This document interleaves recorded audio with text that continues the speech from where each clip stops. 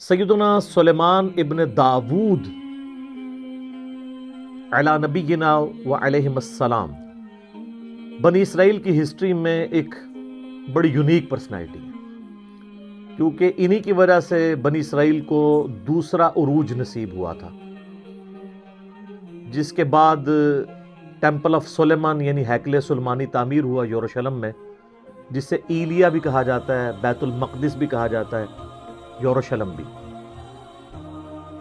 और वो हैकले सुलेमानी 70 ईस्वी में सैयदना ईसा अला नबीना अलैहिस्सलाम के रफ़ा समावी के आलमोस्ट 35 साल के बाद टाइटस ने हमला करके तबाह बर्बाद कर दिया था।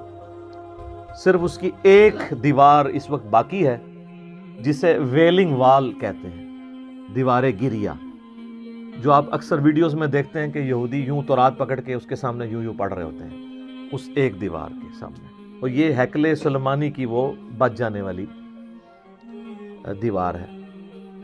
और ज़ाहिर है कि इनकी ये ख्वाहिश है कि हम दोबारा से उस हैकल को तामीर करें, और उनका ये दावा है कि ये बैतुल मक़दिस में जो मुसलमानों ने बाद में मस्जिद अक्सा बना ली थी, इसके नीचे जो है वो हमारा ताबूत सकीना भी दफन हो गया है।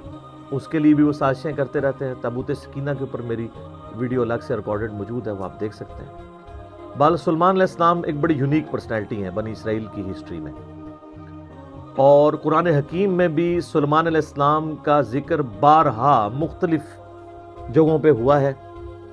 आ चुके ये तख्ते बिल्कीस वाला वाक़या है, इसलिए मैं इसके ऊपर एम्फसाइज करूंगा, लेकिन मैं सिर्फ क्रॉस रेफरेंस के तौर पे आपको बता दूं कि सूरह सबा के अंदर सुलेमान अलैहिस्सलाम का जिक्र आया, क्योंकि कौम सबा का एक वाक़या है मलका बिल्कीस वाला, जो सूरतुन नम्ल में मौजूद है। सूरह सबा के अंदर जिक्र आया कि हमने सुलेमान अलैहिस्सलाम के लिए हवा को मुसख्खर कर दिया था।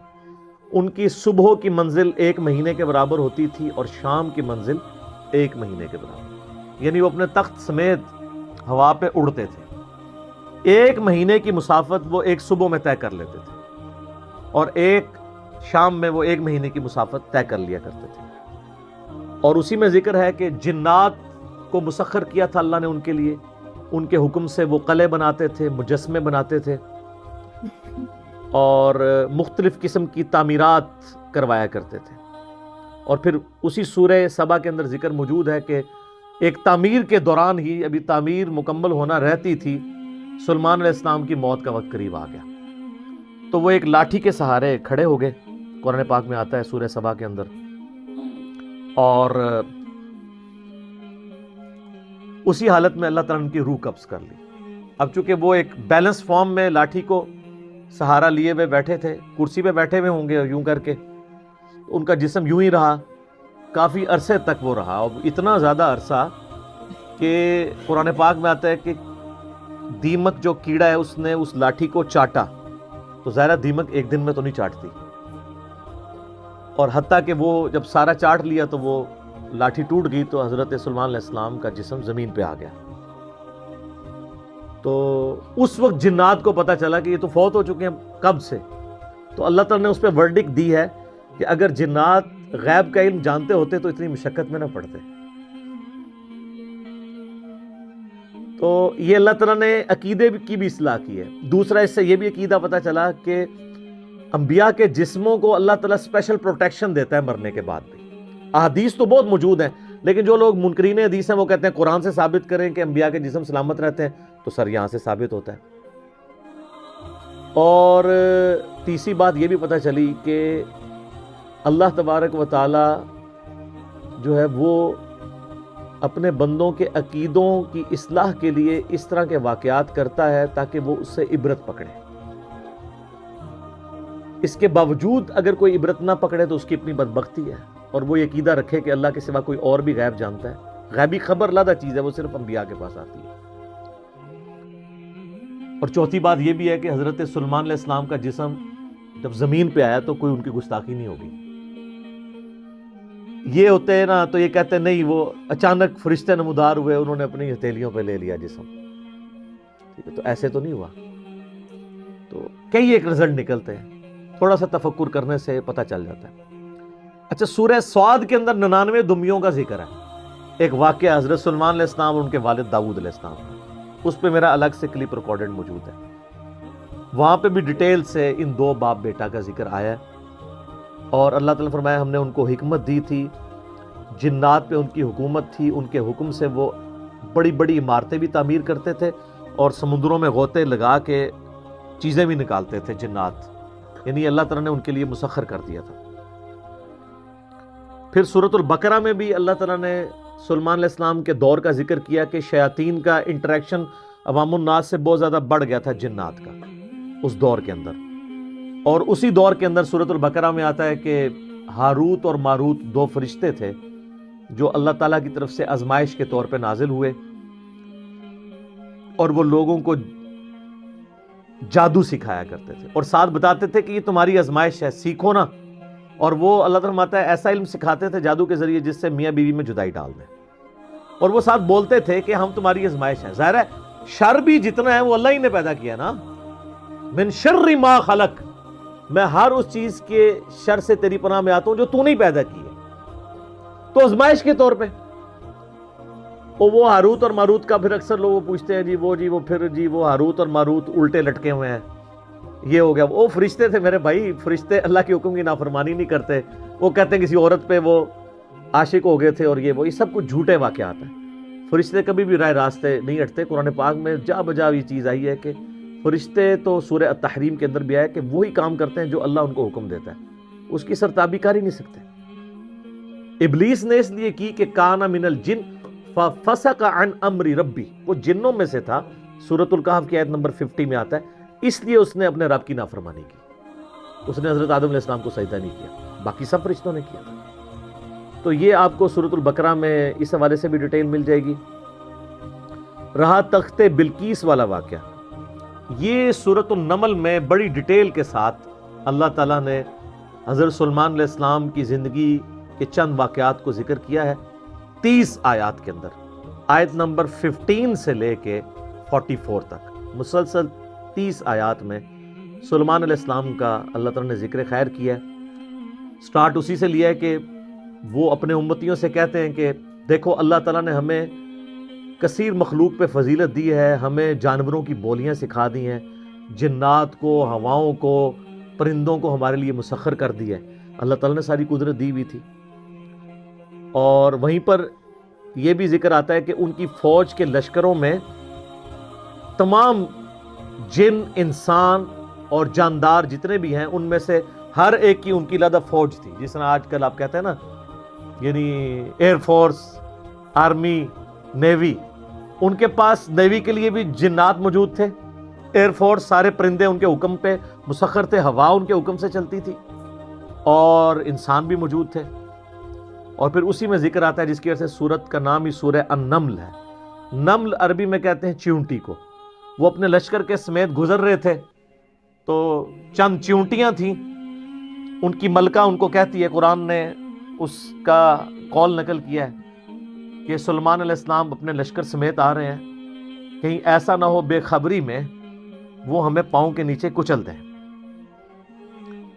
تو پھر وہ چیونٹی باقی چیونٹیوں کو کہتی ہے کہ تم لوگ اپنے بلوں میں چلی جاؤ، یعنی چیونٹیوں کا یہ عقیدہ تھا کہ حضرت سلیمان علیہ السلام اور ان کے جتنے صحابہ ہیں ان کو علم غیب کوئی نہیں ہے، کیونکہ تبھی تو کچل دیں گے نا، الا یہ کہ اللہ ان کو بتا دے۔ اچھا، آپ بزرگوں کے علم غیب لے کے بیٹھے ہوئے، تو اس میں اللہ تعالیٰ نے سلیمان علیہ السلام کو اس چیونٹی کی بات سنوا دی، تو سلیمان علیہ السلام اس پر مسکرائے، اور مسکرا کے یہ نہیں کہا کہ مجھے علم غیب ہے، کہا کہ اللہ کا شکر ہے کہ اللہ تعالیٰ نے یعنی مجھے یہ کوالٹی دی ہے کہ اللہ تعالیٰ نے اس چیونٹی کی بات مجھے سنوا دی ہے۔ ہر جگہ آپ کو سلیمان علیہ السلام کا کریکٹر نظر آئے گا گاڈ اورینٹڈ۔ ویسے یہودیوں میں ایک گروہ ایسا بھی ہے جو سلیمان علیہ السلام سے سخت نفرت کرتا ہے، اور بڑے بڑے ان کے اوپر سکینڈل بھی بنائے ہوئے ہیں انہوں نے، کیونکہ سلیمان علیہ السلام بڑے کٹر قسم کے موحد تھے، تو توحید و عزم نہیں ہوتی نا۔ ہر جگہ آپ کو نظر آئے گا سلیمان علیہ السلام جب بھی کوئی کام ہوتا ہے نا، اپنے تو کسی کمال کا ذکر ہی نہیں کرتے، وہ کہتے ہیں اللہ نے مجھے آزمایا ہے، اللہ نے مجھے دیا ہے تاکہ میں اللہ کا شکر ادا کروں، اللہ مجھے جانچ رہا ہے کہ میں نے، وہ تو سینٹرڈ اراؤنڈ گاڈ، اور یہی ایک موحد کی نشانی ہوتی ہے۔ اور وقت کا پیغمبر تو امام الموحدین ہوتا ہے نا، تمام موحدین کا امام ہوتا ہے۔ تو وہ چیونٹی جو ہے نا اس کی گفتگو حضرت سلمان علیہ السلام سن کے مسکراتے ہیں اور پھر اللہ تعالیٰ کا شکر ادا کرتے ہیں کہ مجھے اللہ نے یہ کوالٹی دی ہے۔ اس کے بعد پھر ذکر آتا ہے کہ اسی دعا میں وہ کہتے ہیں کہ اے اللہ مجھے بخش دے، مجھے اپنی رحمت سے اپنے نیک بندوں میں داخل فرما، اور یہ جو تو نے مجھے اس طرح کی نعمتیں دی ہیں تو مجھے اس قابل بنا کہ میں تیری نعمتوں کا شکر ادا کرتا ہوں۔ اور یہاں کہتے ہیں بزرگوں کا کمال ہے، فلاں کی نگاہ کرم، حالانکہ وہ کہہ سکتے تھے میرے ابا جی دیاں دعاواں نے، انہوں دا فیض ہے، میں انہوں دا ہی مرید ہوں نا۔ ابا وہ ہے بھی تھا، داؤد علیہ السلام پیغمبر تھے، سب کچھ گاڈ اورینٹڈ ہے۔ ایک پیغمبر کا باپ بھی پیغمبر ہے تو وہ اپنی کسی کوالٹی کو اپنے پیر کی طرف منسوب نہیں کر رہا، جو واقعی جینون پیر ہے اللہ کی طرف منسوب کر رہا۔ اسی لیے تو آپ کو کہا جاتا ہے نا کہ آپ قرآن نے ڈائریکٹ نہیں پڑھنا، آپ گمراہ ہو سکتے ہیں، کیونکہ آپ یہ سوچیں گے نا۔ تو اس لیے تو ہم کہتے ہیں مرنے سے پہلے اے مسلمان کر لے اس پہ غور، کتابوں کا خدا اور ہے، بابوں کا خدا اور جب تم غور کر لو اس کے بعد ایک بار یہ بھی کہنا ہے کہ نہ میں وہابی نہ میں بابی، میں ہوں مسلم علمی کتابیں، نہ ہم سو کالڈ وہابی ہیں، کوئی علمی بات کرے تو اس کو کہتے ہیں وہابی ہے، اور نہ ہم بابوں کا دفاع کرنے والے بابی ہیں، ہم علمی کتابی مسلم ہیں الحمدللہ۔ اچھا، وہ سورہ نمل میں پھر آگے چلتا ہے کہ حضرت سلمان علیہ السلام اپنے دربار میں بیٹھے ہوتے ہیں، اب سارے ان کے کمانڈر حاضر ہیں، جنوں کا کمانڈر بھی ہے، اسی طریقے سے انسانوں کے کمانڈر بھی، سارے ان کے سردار وہاں پہ جمع ہیں۔ تو جو ان کی ایئر فورس کا کمانڈر تھا نا وہ ہدہد تھا۔ ہدہد ایک پرندہ ہے جس کی بڑی خوبصورت سی کلگی ہوتی ہے، جیسے مرغے کی ہوتی ہے، اور بڑا ایکسٹرا آرڈنری پرندہ ہے۔ آپ جا کے گوگل پہ سرچ کریں، یوٹیوب پہ اس کی ویڈیوز دیکھیں کہ اللہ نے اس کو کیا صلاحیتیں دی ہیں۔ وہ ان کا سمجھ لیں ایئر فورس کا چیف تھا۔ تو آپ نے فرمایا وہ کدھر غائب ہے، اور پھر ساتھ فرمایا کہ وہ اپنی غیر حاضری کی کوئی جسٹیفیکیشن مجھے پیش کرے، اور اگر اس نے کوئی ایسی جسٹیفیکیشن نہ پیش کی کہ وہ میرے دربار سے غائب کیوں ہے تو میں اسے سزا دوں گا یا میں اسے ذبح کر دوں گا۔ بس یہ آپ ورڈک بولتے ہیں تو تھوڑی دیر بعد ہدہد آ جاتا ہے اور وہ اپنی جسٹیفیکیشن پیش کرتا ہے۔ اب ظاہر ہے وہ میں نے بتایا کہ سورہ نمل میں ہی آتا ہے کہ اللہ تعالیٰ نے جانوروں کی بولیاں سکھا دی تھی ان کو۔ تو حضرت سلمان علیہ السلام مجھ سے پوچھتے ہیں کہ بتاؤ سر پھر ہدہد دیکھیں کڈا پکا مواحد سی۔ وہ کہتا ہے کہ اے سلمان علیہ السلام میں آپ کے لیے ایک ایسی خبر لے کے آؤں جو آپ کے علم میں بھی نہیں ہے۔ بابی نہیں تھا ہدہد، ہاں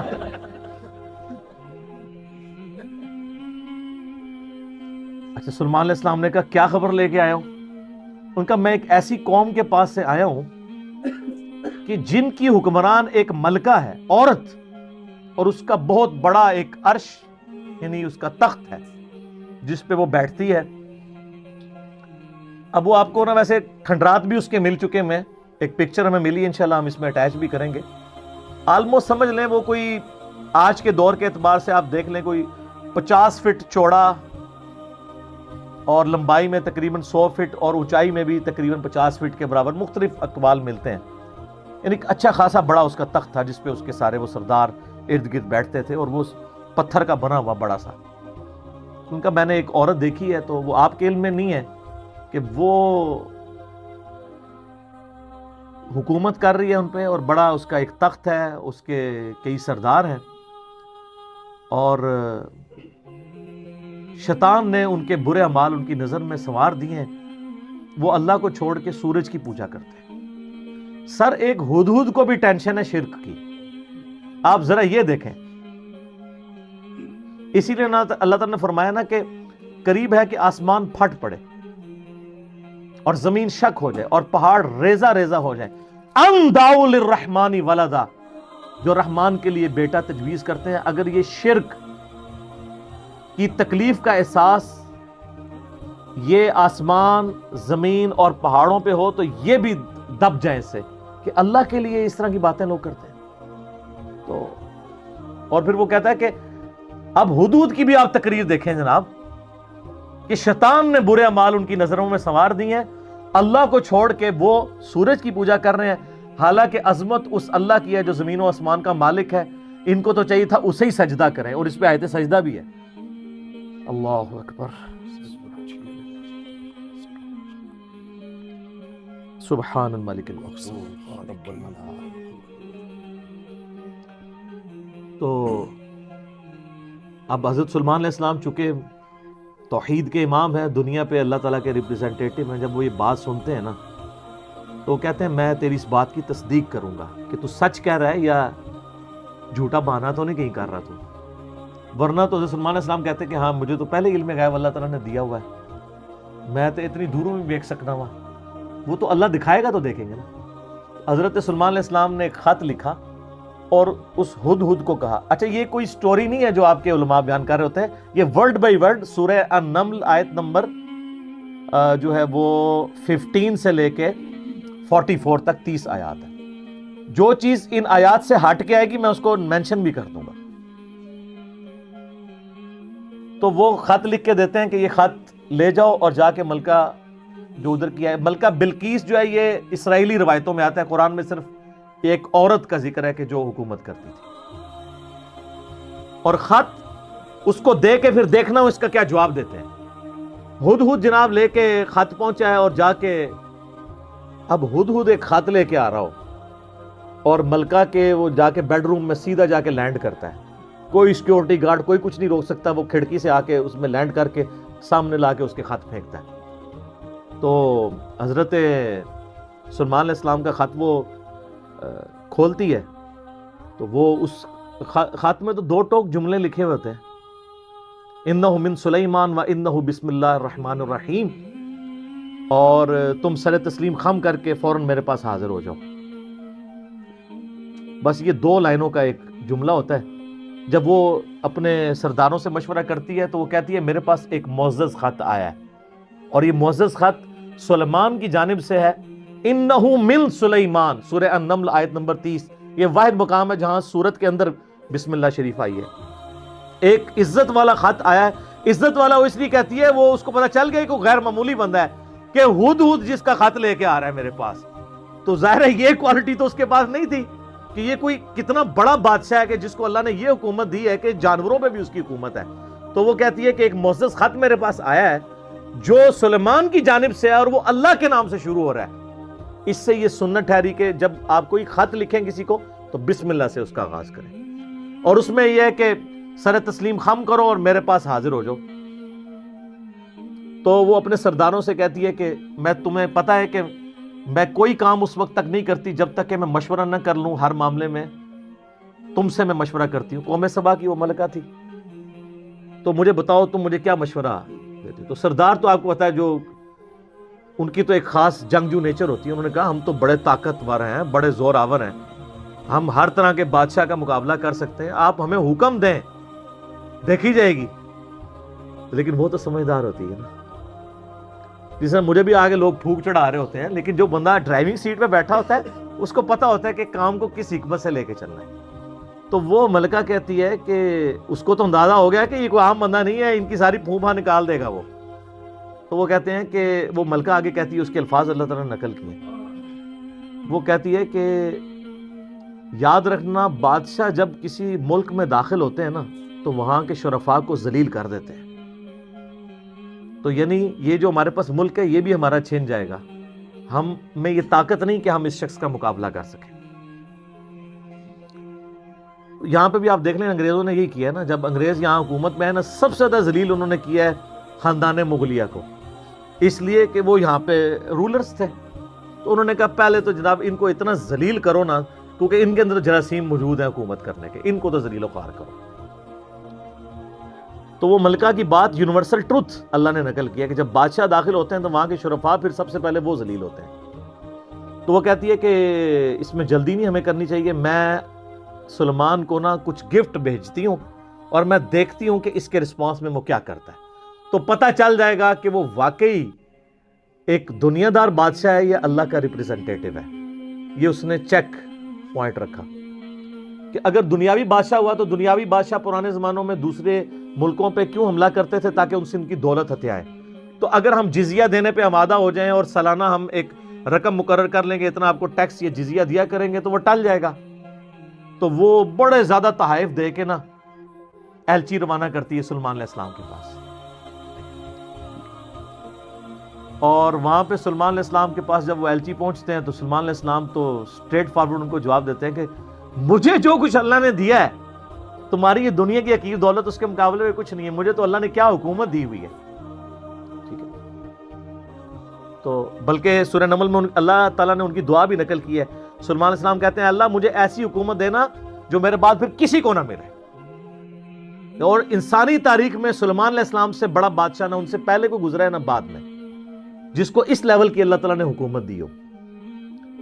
تو وہاں پہ جب ایلچی پہنچتے ہیں تو وہ ان کو اسٹریٹ فارورڈ جواب دیتے ہیں اور ان کو واپس کر دیتے ہیں کہ جاؤ اور اپنی ملکہ کو بتا دینا کہ اب ہم وہ لشکر لے کے آئیں گے جس کی تاب تمہارے لشکر نہیں رکھ سکتے، انتظار کرو ہمارا.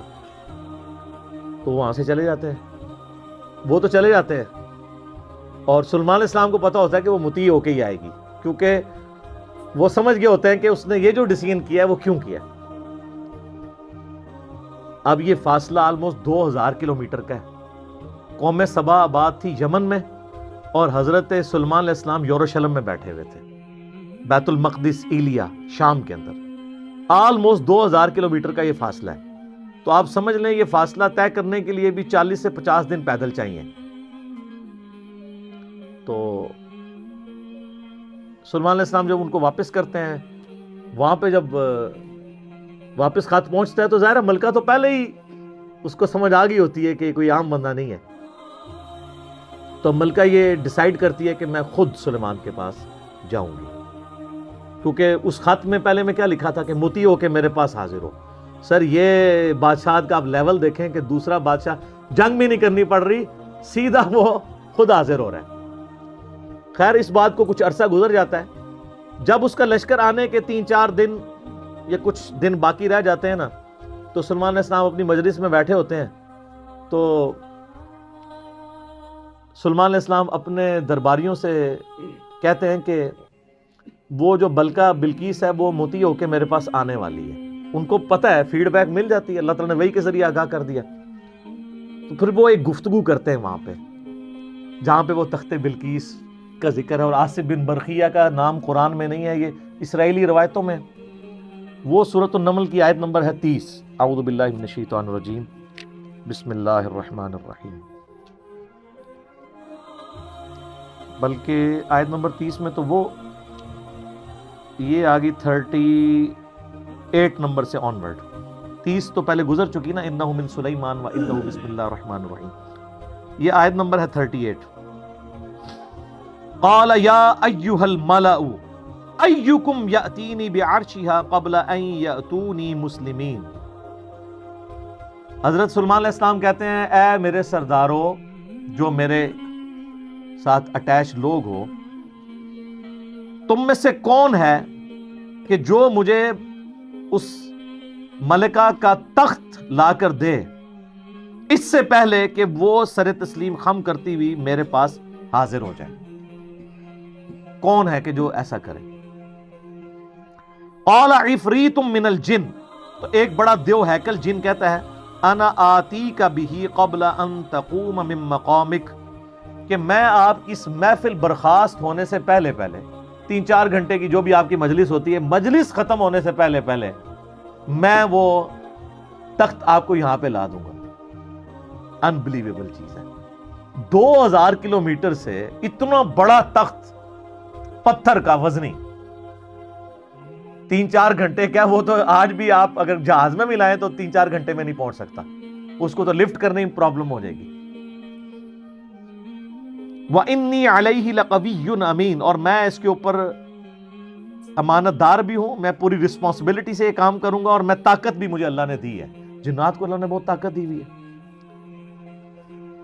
تو حضرت سلمان علیہ السلام یعنی ایگری نہیں کرتے اس مسئلے میں. تو پھر ایک اور شخص قال الذی عنده علم من الکتاب، وہاں ایک شخص بیٹھا ہوتا ہے جس کے پاس کتاب میں سے علم ہوتا ہے. وہ کہتا ہے انا آتیک بہ قبل ان یرتد الیک طرفک، میں اس تخت کو آپ کے سامنے حاضر کر دوں گا آپ کی آنکھ جھپکنے سے پہلے. فریکشنز آف سیکنڈ میں میں لے آؤں گا.